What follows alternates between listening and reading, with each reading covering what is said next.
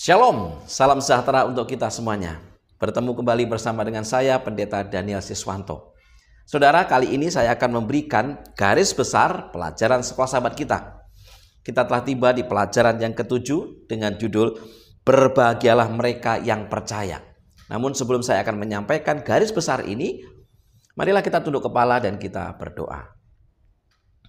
Bapa di surga, curahkanlah kuasa Roh Kudus-Mu untuk kami masing-masing, agar ketika kami mempelajari firman Tuhan melalui pelajaran sekolah sahabat ini, kami boleh mengerti dan memahami. Dalam nama Yesus kami berdoa. Amin. Saudara-saudara yang kasih Tuhan, garis besar pelajaran sekolah sahabat kita, pelajaran yang ke-7, berbahagialah mereka yang percaya. Ada beberapa bagian. Yang pertama, Abraham percaya dengan iman. Apa yang Yesus maksudkan dengan ungkapan melihat hariku dalam Yohanes 8 ayat 56? Abraham sadar bahwa janji yang diberikan kepadanya dalam Kejadian 22 ayat 18 tidak hanya mengacu kepada kelimpahannya saja. Ini mengacu pada keturunannya, yaitu benih yang dijanjikan kepada Hawa, yang dalam hal ini mengacu kepada Juru Selamat dunia, yaitu Yesus Kristus. Kejadian 3 ayat 15. Ketika Abraham dilarang mengorbankan putranya, dan putranya digantikan oleh seekor domba jantan yang telah disediakan, barulah Abraham memahami misi daripada Juru Selamat. Kejadian 22 ayat 11 sampai dengan 14. Dengan iman, Abraham melihat hari Yesus Kristus melalui kematian dan penebusannya. Percaya dan bersukacita. Saudara, kesediaannya untuk mengorbankan anaknya Ishak, Kejadian 22, sebagai anak perjanjian bukan hanya merupakan bukti iman, tetapi juga merupakan sebuah cendela ke dalam rencana keselamatan. Di bagian berikutnya tentang Maria. Maria percaya dan mengucap syukur. Ada beberapa alasan yang menyebabkan Maria menawarkan kepada Yesus minyak wangi yang mahal dan mengurapinya dengan minyak tersebut. Yohanes 12 ayat 1 sampai dengan 3. Yang pertama, Yesus telah mengampuni dosanya. Lukas 7 ayat 44 sampai dengan 48. Yang kedua, Yesus telah membangkitkan saudaranya laki-laki dari kematian. Yohanes 11 ayat 1 sampai dengan 2. Dan yang ketiga, Yesus telah berbicara tentang kematiannya sendiri. Yohanes 12 ayat yang ke-7. Kita lihat di sana ada beberapa kontradiksi. Misalnya Simon, sang tuan rumah, hanya memikirkan dosa-dosanya. Lukas 7 ayat 39. Sementara Yudas hanya memikirkan manfaat yang dapat diperolehnya dari pemberian yang begitu mahal. Yohanes 12 ayat 4 sampai dengan 6. Namun Yesus mengetahui isi hati semua orang. Yesus membuat Simon menyadari kurangnya rasa terima kasihnya. Yesus menyuruh Yudas untuk tidak menggunakan kemiskinan sebagai alasan.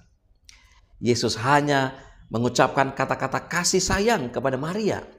Dia mengajar imannya dengan mengingatkannya bahwa dia telah melakukan dosa, diampuni, dan dia memuji tindakan daripada Maria di hadapan Yudas dan di hadapan yang lainnya. Di bagian yang ketiga tentang Pilatus, percaya dan menyerah. Setelah mendengar Yesus berbicara tentang kebenaran, Pilatus yakin bahwa dia tidak bersalah. Dikatakan dalam Yohanes 18 ayat 37 sampai dengan 38. Kemudian dia kembali menyatakan bahwa Yesus tidak melakukan kejahatan. Yohanes 19 ayat 4. Dia bahkan mencoba meyakinkan orang banyak dan sekali lagi menyatakan Yesus tidak bersalah. Yohanes 19 ayat 5 sampai dengan 6. Namun puncaknya terjadi ketika ia mengetahui bahwa Yesus mengaku sebagai anak Allah. Pilatus menjadi takut. Yohanes 19 ayat 7 sampai dengan 8. Saat dia berbicara dengan Yesus, dia menjadi yakin akan kenyataan pernyataan ini. Yohanes 19 ayat 9 sampai dengan 11. Jika Yesus adalah siapa yang dia nyatakan, yaitu sebagai anak Allah, maka Pilatus harus membuat pilihan. Percaya kepada Yesus dan membiarkan Yesus pergi, atau menolak Yesus dan membiarkan Yesus mati. Tekanan massa lebih kuat dibandingkan keyakinannya sendiri. Pilatus percaya tapi dia menyerah pada tekanan. Dia kehilangan hidup kekalnya untuk mempertahankan kekuasaannya. Yohanes 19 ayat 15 sampai dengan 16. Mungkin pertanyaan bagi kita adalah, maukah kita menyangkal iman kita untuk menyenangkan orang-orang di sekitar kita? Di bagian berikutnya adalah tentang Thomas. Thomas percaya dengan melihat. Thomas tidak hadir ketika Yesus muncul di ruang atas setelah kebangkitannya. Yohanes 20 ayat 19 dan ayat 24. Meskipun para rasul dan saksi-saksi lain meyakinkan Thomas bahwa mereka telah melihat Yesus yang bangkit, Thomas tidak mempercayai mereka. Alih-alih menerima kesaksian mereka, Thomas menetapkan syarat-syarat sendiri untuk percaya.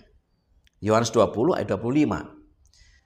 Meskipun dia tidak percaya, Yesus memberinya bukti baru dengan menampakkan diri di hadapannya, menjawab keraguan yang sebenarnya telah ia ungkapkan dan mengajaknya untuk percaya. Yohanes 20 ayat 26 sampai dengan 27. Bahkan dengan semua bukti yang Tuhan berikan agar kita percaya, selalu ada ruang untuk keraguan. Itu adalah pilihan kita menerima bukti itu dan percaya kepadanya. Sebagaimana Thomas harus melihat dulu secara langsung baru percaya. Di bagian terakhir tentang kita percaya tanpa melihat. Bukti apa yang Tuhan berikan kepada kita untuk percaya kepadanya? Ada beberapa bukti. Yang pertama, alam. Meskipun tidak sempurna dan dipengaruhi oleh dosa, alam mengajarkan kita rancangan cerdas yang digunakannya dan telah dianugerahkan oleh penciptanya. Yang kedua, firman Tuhan. Di dalam Alkitab, kita menemukan banyak kesaksian tentang kuasa pekerjaan Tuhan dalam sejarah dan pada orang. Di dalamnya kita mempunyai khususnya kesaksian Yesus Kristus sendiri. Dan yang ketiga tentang nubuatan. Penggenapan nubuatan yang mengumumkan peristiwa-peristiwa sejarah berabad-abad sebelumnya telah digenapi. Misalnya tentang penyebaran Injil ke seluruh dunia, tentang kehancuran bait suci Yerusalem, tentang kemurtatan besar, dan masih banyak lagi nubuatan-nubuatan yang telah digenapi. Dan yang terakhir tentang pengalaman pribadi. Bagaimana hati kita diubah? Bagaimana kita melihat tangan Tuhan bekerja? Lalu apa jawaban yang kita peroleh atas doa-doa kita? Semua ini menekankan, mengajarkan kepada kita. Kita percaya walaupun kita tidak melihat. Percaya singkatnya berarti melihat realitas yang lebih besar yang berada di luar keadaan yang ada di sekitar kita. Saudara-saudara yang dikasihi Tuhan, itulah garis besar pelajaran sekolah sahabat kita, khususnya di pelajaran yang ke-7. Semoga ini membantu kita di dalam belajar sekolah sahabat kita. Mari kita tunduk kepala dan berdoa. Terima kasih ya Tuhan untuk garis besar pelajaran sekolah sahabat ini. Sekali lagi kami mohon, curahkanlah kuasa Roh Kudus kepada kami dan kepada pemirsa dimanapun mereka berada. Mampukan kami untuk mengerti dan memahami firman ini. Dalam nama Yesus kami berdoa. Amin. Saudara, jangan lupa kita terus mempelajari firman Tuhan.